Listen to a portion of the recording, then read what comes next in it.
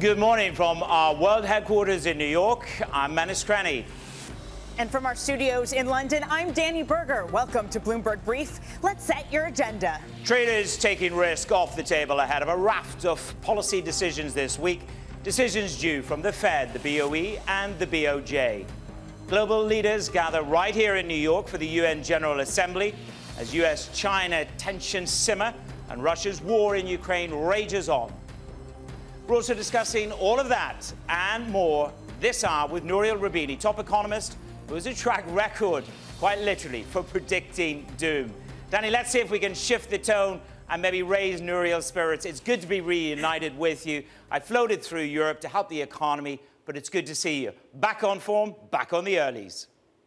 I think Europe might need a little bit more help, Manus. Come visit me sometime and do that. But Manus, like an economist trying to predict where inflation goes next, I've been lost over the past few months without you. It is so great to be back, and on a week nonetheless where we get, what, half of the G20 giving us rate decisions?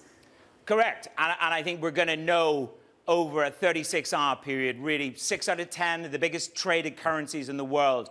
We're going to understand perhaps the definition of pause, pushback from the Bank of Japan, and maybe even a reinstallation of confidence in the Bank of England. Danny.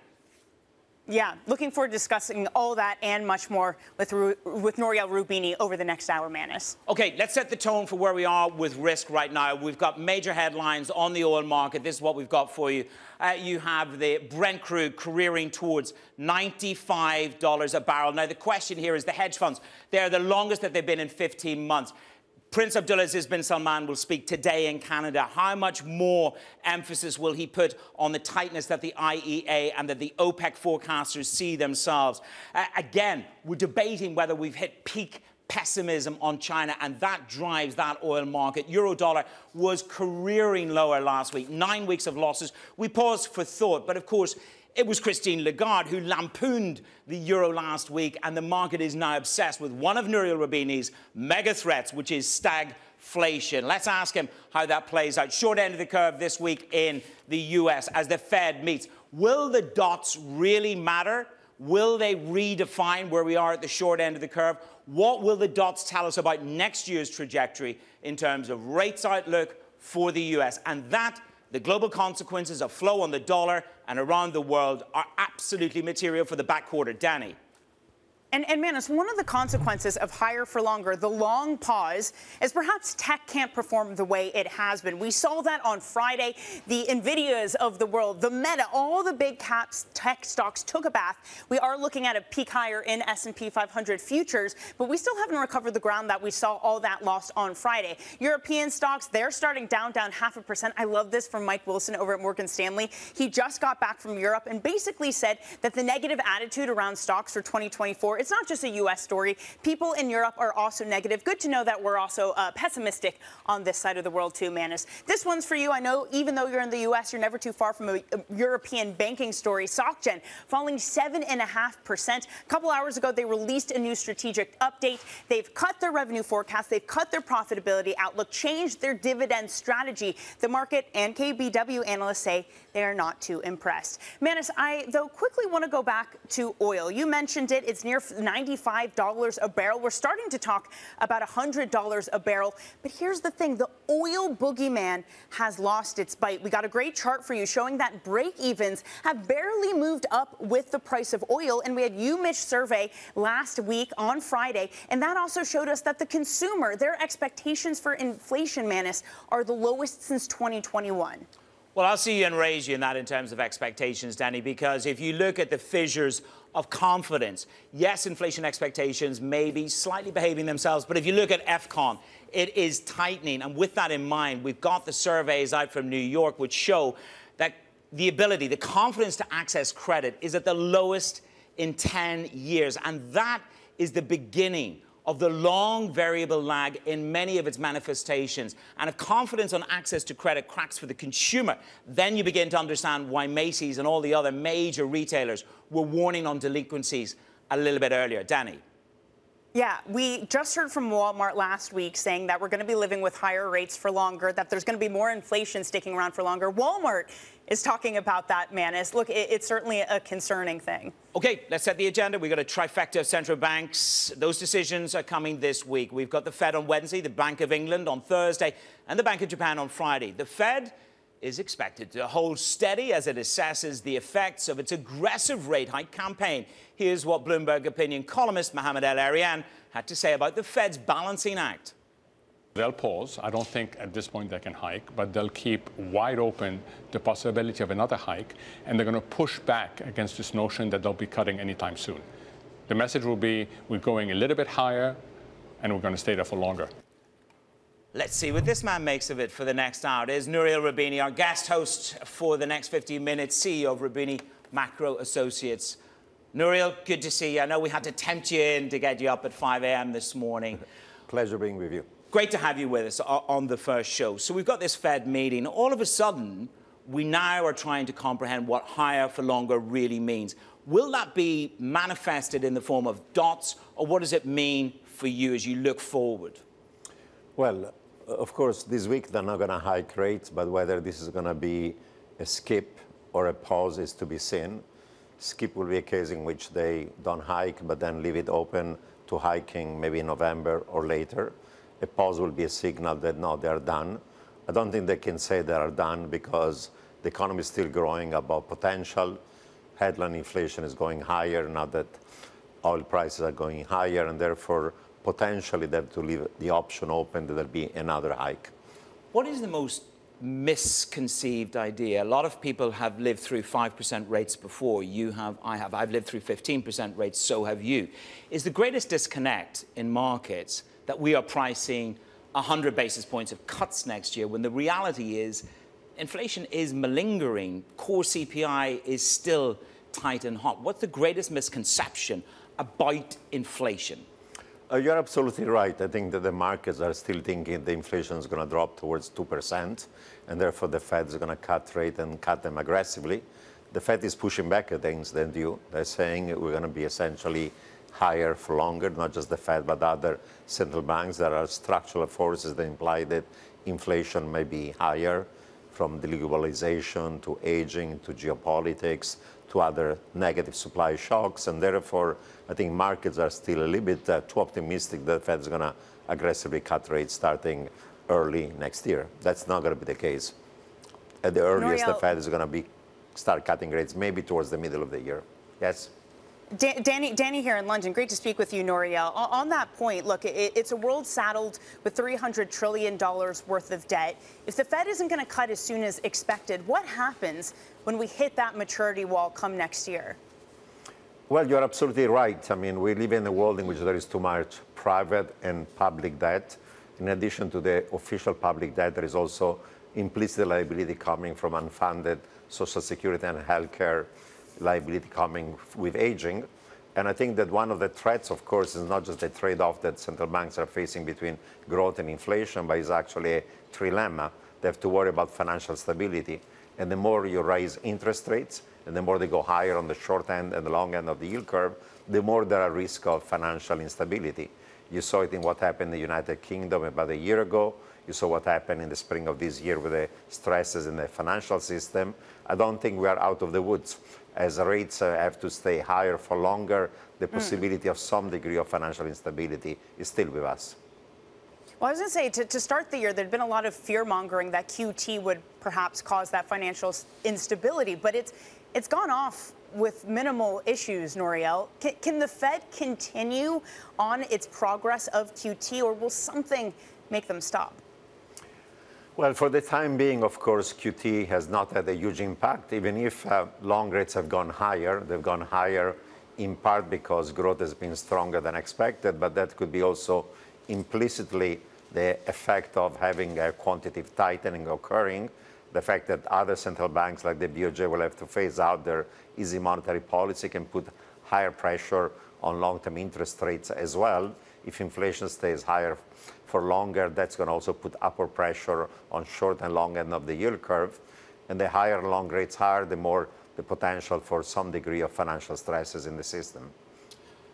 One of the mega threats that comes in at number 5 on your chart list is stagflation. Yeah. By any measure, Europe is already there. So my question to you is this. I mean, they can't even call the top of rates. Lagarde didn't, Kazakhs didn't over the weekend. How brutal a form of stagflation are we looking at in Europe, given history?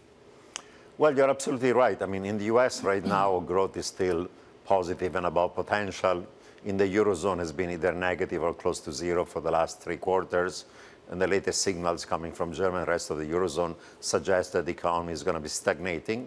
At the same time, inflation is still way above target, not just in the Eurozone, but the other case of stagflation, of course, is the United Kingdom, where right now inflation is even higher than the Eurozone and economic activity is slowing down very sharply.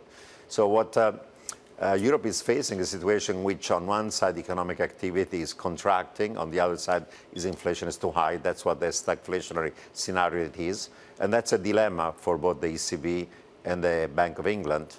On one side, the contracting economic activity will lead them to maybe stop at this point. On the other side, if inflation remains much higher than the target, they may have to hike much more. That's a big dilemma, especially for the Bank of England. Hey, Roubini, but before we get to break, I do want to bring up one point. Last year, you predicted a long and ugly recession for the U.S. That would start last year, continue for this year. We haven't seen that yet. Did you get something wrong there? Is it recession denied or delayed? Well, you know, most forecasters, including even the staff of the Fed, were expecting a recession. The good news that it doesn't look like we're going to have a real hard landing. Then the question is whether we're going to have a soft landing or a bumpy landing. Bumpy landing being maybe a short and shallow recession. And on that debate, we don't know yet. There are long and variable lags of monetary policy. The Fed might have to hike more. The credit issues might emerge as there is tightening of financial condition. Oil prices higher imply, on one side, higher inflation and lower economic activity, even in the United States. So I would say that whether we're going to have a true soft landing, rather short and shallow recession, is still as an open question, even for the United States. Nouriel, I'm trying to get the most underpriced risk out of you. From the tone of what you just said, the UK could be there. Confidence in the Bank of England is at a record low by their own survey. It's never been as low. How much are we underpricing what more Bailey and the Bank of England needs to do? How much more of a brutal stagflation scenario is it for the UK? Wrap it up. Well, you're absolutely right. The problem is that the Bank of England right now is sending sort of dovish signal in a situation in which the policy rates are well above the Fed, but inflation is well above the United States. So what they should be doing is actually hiking rates all the way to at least 5.75. The signals are telling us right now is they're not sure whether they want even to hike more. If that happens, there could be a de-anchoring of inflation expectation, and you could have a true stagflation. Okay, the stagflation calls from Nouriel Roubini comes in at number 5 on his charts. He stays with the Bloomberg Brief. That's the state of play, Danny, for now. Negotiations are at a standstill, quite literally, like the traffic out there. The UAW calling the proposed 21% pay rise as a no-go. That's on offer to the auto workers right now. What would get them to green light the situation? And in search of bubbles, up next, Nouriel Roubini weighs in on the global AI frenzy. Plus, disappointment for Societe Generale. It cuts revenue and profitability forecasts. Underwhelming strategy update day for the new CEO on Bloomberg.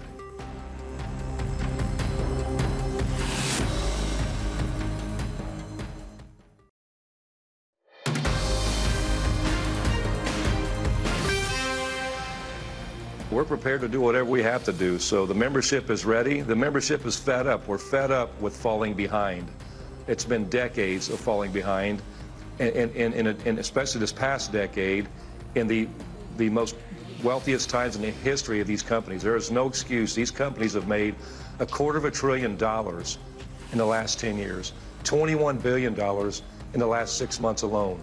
And our workers' wages and conditions have went backwards. That was the United Auto Workers President Sean Fain speaking CBS on Sunday. The union rejected the car makers' latest offer of 21% pay rise as the strike against the big 3 U.S. auto workers entered its 3rd full day. Still with us this morning is Nouriel Roubini. Nouriel, Hollywood's on strike. The auto workers are on strike. Europe has its form of angst. is, again, going back to the underpriced risks, the tail risks, as it were, from mega threats over the next couple of years. For central banks, it's about wages. This is another example of where second-round effects are perhaps underpriced. They're absolutely so. I mean, there's been a significant increase in income and wealth inequality. The share of labor in income has fallen. The share of capital has gone up. And now that the unemployment rate is much lower in the United States, but also in Europe, workers have pricing power. And fiscal policies also during the COVID recession became pro-union, pro-workers, pro-wages, pro those who are left behind. So I think we're going to see a meaningful amount of labor strife because inequality has been rising and now labor has more power than the past. And that's going to be a source of wage inflation that's going to keep a unit labor cost rising more than otherwise. And that implies that most likely inflation is going to be higher than 2%. Now, look, AI is again on your mega threats. AI and job destruction, it comes in at number 8. What went through my mind when I was preparing to sit down and talk to you was about universal income. How quickly will that begin to be much more of a conscious conversation as AI accelerates? Or is there a considerable lag between AI innovation, NVIDIA booming, and the chip stocks booming, and universal income, real job destruction? Well, the real job disruption is going to occur over time. There'll be a significant amount of permanent technological employment, not just among blue collars because of robotic automation, but especially among cognitive workers that are white collar. And then there'll be a reaction on what to do about it. The problem with universal basic income is a good idea, but if today you had to give, say, $1,000 to every American per month, only $12,000 a year, that's not much money. It would cost us today, with the current GDP growth, about 20% of GDP, so we cannot afford it. Of course, if over time AI leads to much higher productivity growth and much higher potential growth, we eventually will be able to afford UBI. But from a fiscal point of view, UBI currently is mission impossible. So there's a lot of talk about it, but it's going to take a significant amount of time until we see significant amounts of permanent technological employment, until that idea becomes politically and economically viable. Nouriel, in the meantime, in a world where labor has negotiating power for higher wages, what does it say about specifically the American project of home shoring? Is it possible, if we're in a world where labor in the U.S. is all of a sudden more expensive?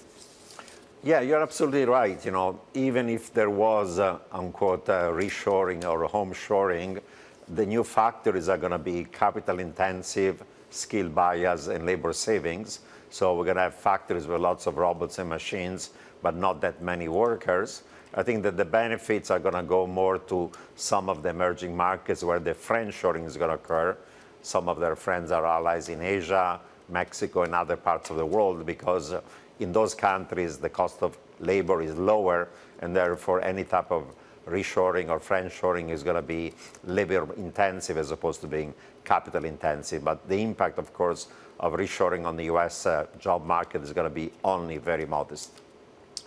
Nouriel? Okay, so then, Sir Manus, go ahead. You take it from here. No, jump in. Well, I wanted to know, Nouriel, about that 2% inflation call. You said we're going to be above there because of these prolonged labor strikes and then the pressure of the nearshoring. How long and how far above 2% do we stay? Is this a fundamental regime shift of inflation in which you're describing? Yes, I've argued that the era of the great moderation of low inflation below 2% and stable growth is gone, and we're entering an area of what I call great stagflationary and financial instability. Higher inflation is going to be caused both by supply side factors, deglobalization, geopolitical conflict, aging of population, restriction of migration, reshoring, global climate change, pandemics, cyber warfare, backlash against inequality, partial deglobalization. Those are all supply-side factors that reduce growth and increase the cost of production. And on the demand side, we live in a world in which there is so much private and public debt, and deficits are going to remain higher because we'll have to spend more against inequality, against climate change, to deal with pandemic, to deal with inequality coming from globalization and AI, and so on and so on. So spending will be higher. taxes are not going to rise as much, structural deficits will be higher. So either we crowd out growth or have debt crisis, or eventually we have to monetize it, and that's going to cause essentially inflation. So both on the supply side and the demand side, there are factors imply that 2% is at this point mission impossible, and the new normal may be somewhere between 3 and 4% for advanced economies. Over time, of course, not overnight. So there are structural factors rather than cyclical that imply that inflation is going to be much higher for the longer term. Nouriel, dig deep. We've got to get an optimistic call out of you before the end of this show. But hold that thought. Nouriel Roubini, our guest this morning, setting the tone. Coming up, it's been an underwhelming day for the update from the Soc Gen. The new CEO delivered his strategy, and to say it disappointed is a 10% blow on the stock right now. We discuss on Bloomberg.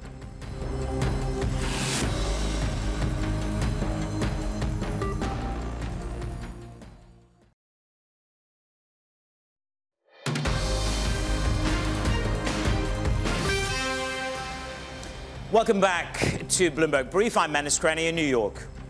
And I'm Danny Berger in London. Here's what you need to know. Traders taking risk off the table ahead of a raft of policy decisions this week. Decisions are due from the Fed, the BOE, and the BOJ. Global leaders gather in New York for the UN General Assembly as U.S.-China tensions simmer and Russia's war in Ukraine rages on. And we're going to be discussing all of that and much more this hour with Nouriel Roubini, a top economist who has a track record of predicting doom. Now, there's some doom in at least tech markets to end the day on Friday. It was all the mega cap stocks that got absolutely crushed. We're coming back, but ever so slowly. I mean, this is basically unchanged. We're up less than 0.1% on S&P 500 futures. It's less so in Europe. Things aren't looking great here. We're down about 0.6%. Manis, what is the thing dragging us down? It is Soc Gen. I'll tell you, this thing has been really volatilely trading. We're down about 8.8%. I checked it just moments ago. We were down 10%. It's a new strategic update from the new CEO there. They're cutting revenue. They're cutting profitability. A new dividend way of paying out to shareholders.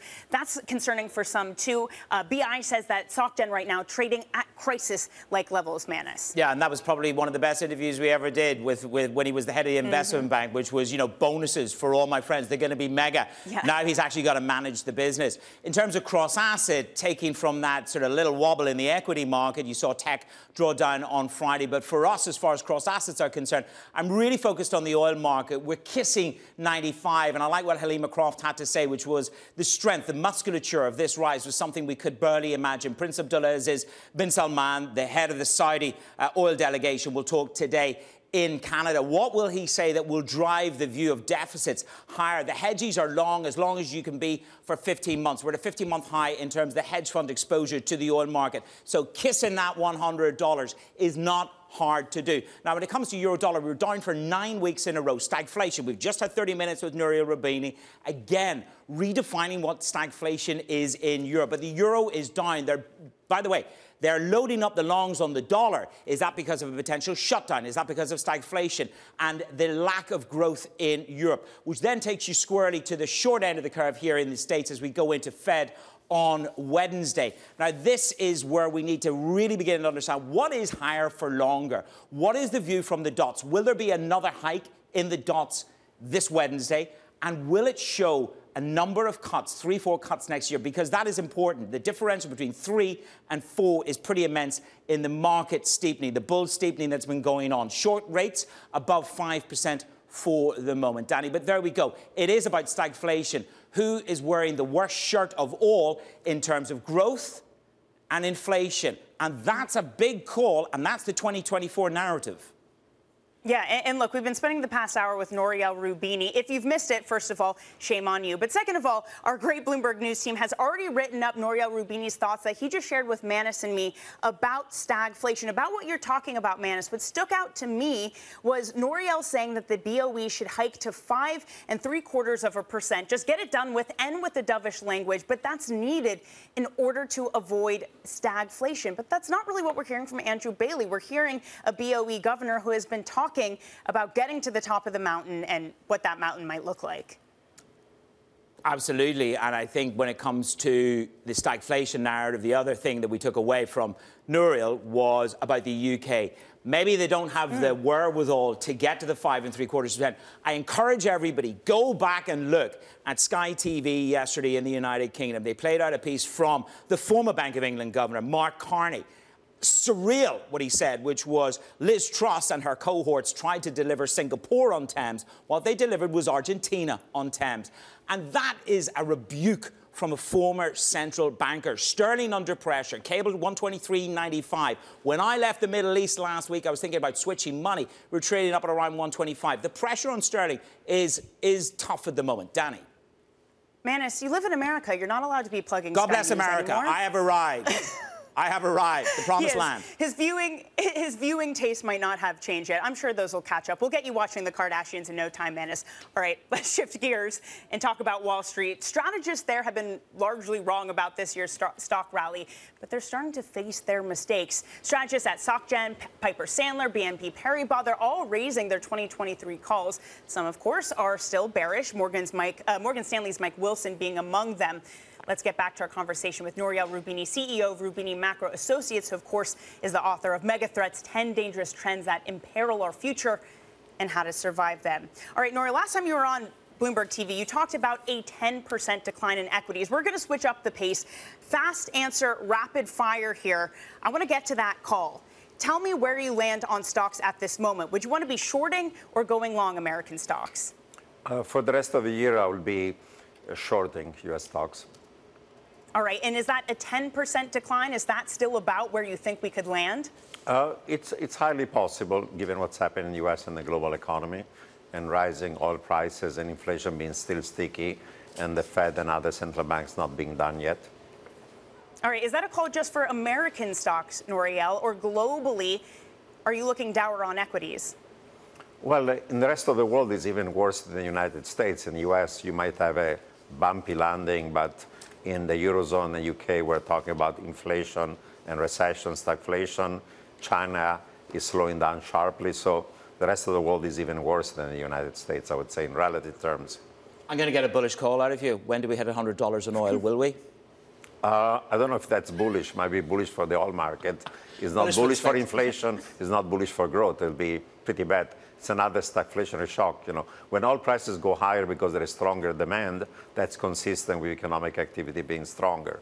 But if it's a negative supply shock because Saudi and others are cutting supply, that causes a greater inflation, lower growth throughout the world. So that's actually bad for the global economy. Where do you see oil going to, Nouriel? Where's the upside on it?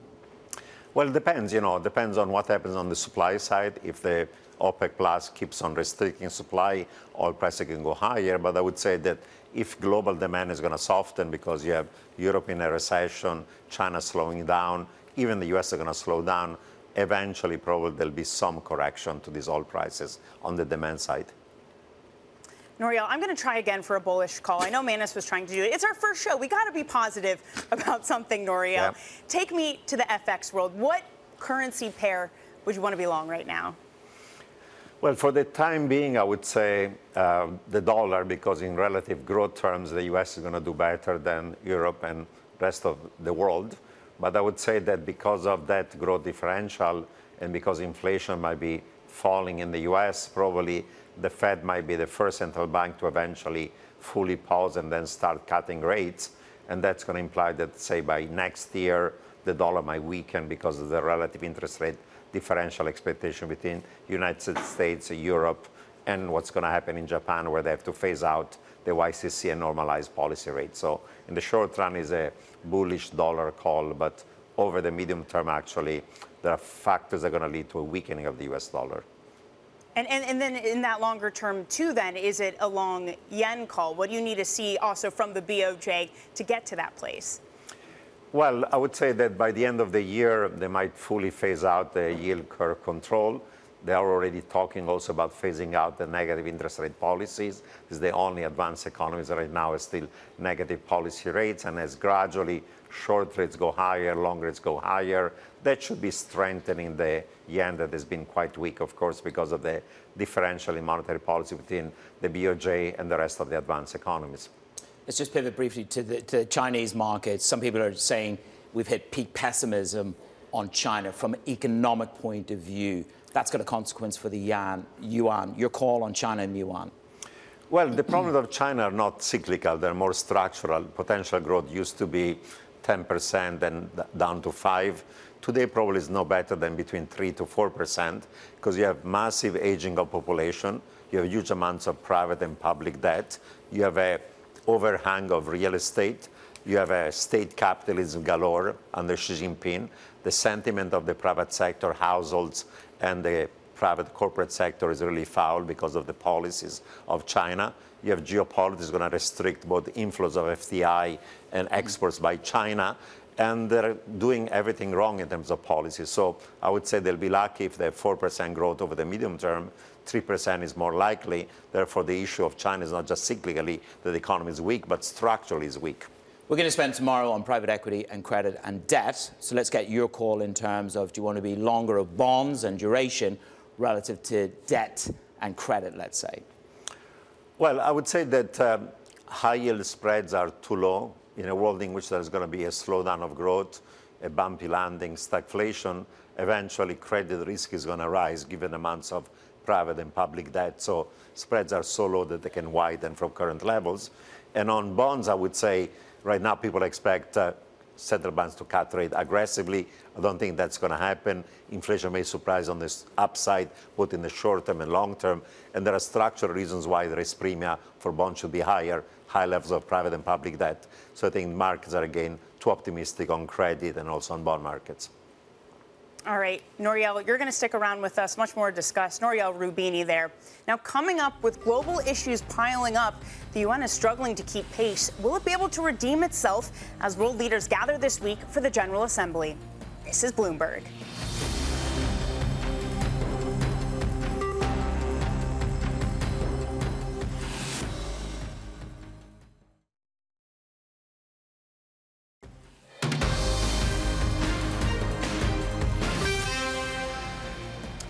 This is Bloomberg Brief. I'm Manus Cranny in New York with Danny Berger at London HQ.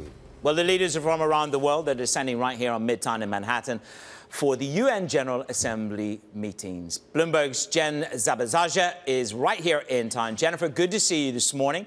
Up early, radiant. You've got a busy week. What is on your agenda for UN? Yeah, that's right, Manus. Good morning to you. I mean, it's really going to be the first UN fully in person since the pandemic. So it is significant, but it's also significant if we take a look at the confluence of issues that these leaders are facing, and there's no shortage of them. I mean, if we talk about, there's climate catastrophes that are increasing.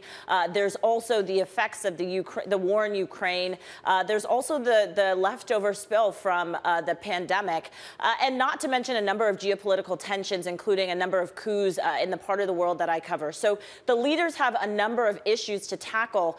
The question is now, as Danny sort of alluded to before, is whether or not the UN can actually keep up with this changing world. And especially when you look at the leaders who are going to be here this week, there's a lot of questions about whether or not they actually can do that. U.S. President Joe Biden is going to be the only leader from the UN Security Council who has the veto power, who's actually there. There's a number of leaders, as you can see, who are not going to be there. And so if this is really the multilateral forum where a number of developing nations are meant to express their grievances to developed nations about what they need and what they're not getting, the question will be whether or not we'll actually see that happening and we'll actually see some changes and some real solutions to a lot of the challenges that we're seeing this week. So a lot to pay attention to. And of course, we'll hear from President Biden. We'll see a number of bilaterals happening, but a lot on the agenda this week. Okay, very interesting to see who's not there, Jen. I'm sure we'll catch up later in the day. Jennifer Zabazajah covering the UN General Assembly meetings. Our guest this morning is Nouriel Roubini. Fascinating to see who's not there. I mean, the real power, apart from the United States of America, the UK is not there, Xi's not there, Putin's not there, Modi is not there. How disemboweled is multilateralism, or is that a misconception? No, we live in a world in which, because of the geopolitical divide between, on one side, China and other revisionist powers like Russia, Iran, and North Korea, and on the other side, the US and the West, we have a world in which there is a geopolitical depression that's leading to a fragmentation of the global economy, de-risking, if not decoupling. There is protectionism.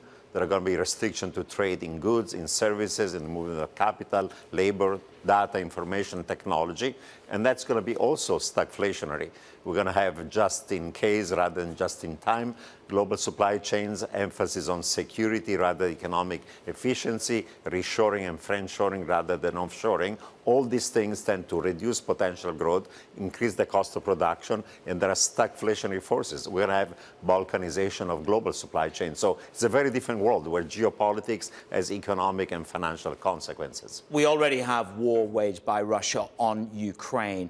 I want to bring you a Bloomberg opinion piece which talks about the coalescing of Putin and Kim Jong-un, and this is what they had to say.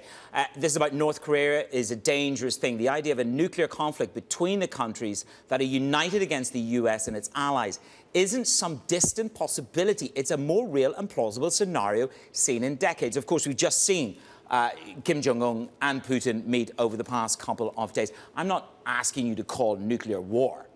What I am asking you is about how much more disruptive our geopolitical landscape is with Taiwan, with China, with the US, with this coalescing of powers against the US. Well, the geopolitical depression is going to get worse. As you pointed out, there is already a hot war with the brutal Russian invasion of Ukraine. This war is going to continue, could get uglier, could eventually, potentially even involve NATO, could become non-conventional. The Cold War between US and China is becoming colder, and now people are saying it's only a matter of when, not whether, there's going to be eventually conflict on the issue of Taiwan. Iran has reached the point in which they are enriching uranium, and they may decide to go and build a bomb. That's going to be essentially a red flag for Israel. There could be an attack against Iran. And the little dictator in Pyongyang keeps on sending rockets on the sea of Japan and South Korea, and that's also a source of tension. So all these revisionist powers, either they're nuclear powers, or like in the case of Iran, they become nuclear, and therefore these tensions are going to imply at least economic fragmentation, and eventually could be even more dangerous scenarios. Nouriel, I want to be clear. Are all those things you laid out inevitable, or is there any hope, again, for any of the risks that you just laid out, that it can be avoided? Well, in my book about mega threats, I talk about these threats and also the solution for each and one of them. But the solution always implies cost and short-term sacrifices for the common good domestically and globally over the medium and long term. And whether you are in a democracy where, because of election, we tend to essentially kick the can down the road, but even in essentially authoritarian regimes, look what's happening in China, where you have essentially policies that are wrong because even autocrats are not able to do the right thing. We live in a world in which there is lack of global leadership at the national and the global level, and therefore these festering problems that are mega threats probably going to get worse rather than getting better. We need actually more governance at the global level because all these problems are global. Climate change, pandemic, financial economic stability, trade liberalization, and even global security. But in a world of geopolitical division, the ability and willingness to cooperate on these things is less than the past, and therefore that geopolitical fragmentation and economic and financial consequences become over time more severe and more difficult. So we need cooperation, but we're not going to have global cooperation, unfortunately. I want to take one of your other mega threats, Nouriel, AI, and apply it to this too. We're about to enter an election cycle for many nations, for America, likely where I am here in the UK too. Have we fully grasped what AI and the age of misinformation will do, the impact it will have in this election cycle? That's one of the very serious risks of AI. It's going to be much more easy to do deep fake, misinformation, disinformation. That was already quite easy in 2016 and 2020, but in 2024, it's going to become much worse. And the enemies of the United States, or the rivals, whether it's Russia, North Korea, China, Iran, are going to use these tools and other ones as a way of spreading actually doubt and sow divisions in a world where already the United States is very partisan. They're going to try to create more partisanship because from a military point of view, they cannot challenge the US yet with the strongest military power. So they have to use asymmetric warfare that implies cyber warfare as a way of dividing US and fragmenting us in a way that's going to be weakening the United States and the ability of the US to project power around the world. So it's a huge risk. for next year. Okay, Nouriel, thank you very much. Uplifting thought to end the 50-minute conversation, but well done. I think we almost got a smile out of Nouriel there this morning. Nouriel, thank you very much. Great to have you with us on our inaugural show. Your contribution, as always, great to have. Coming up on the show with Danny and I, some market-moving events through the week. The direction of currencies will be defined by the Fed, the BOJ, and the BOE, the G3. Good morning.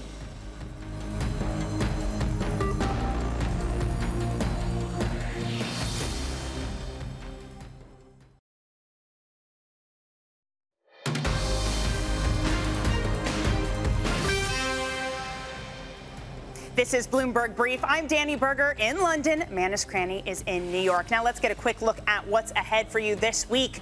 Global leaders gather in New York for the week-long UN General Assembly. That kicks off on Tuesday. A lot to watch out for there. Plus, we're going to get the latest inflation print out of the Eurozone on Tuesday. Economists estimate that the amount of price increases will be the same as the prior month. But that's not all.